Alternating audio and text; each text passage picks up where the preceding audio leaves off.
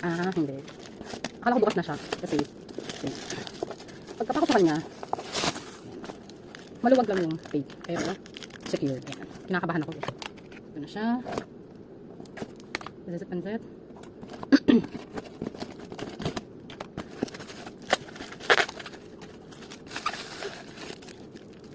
Ayan. Ayan, ito na. Teka. This is it. So, may siyang charger. So, sa akin, isang.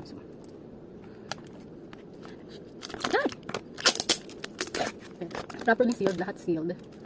Sealed. Check natin. Oh my god. Bakit ganun? 128 siya. Binalot ko na ulit. Ayan na. Ano ba yun? Nakalagay is 128.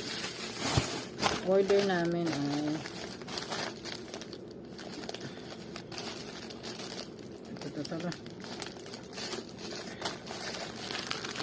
Yan. Ano ba yun?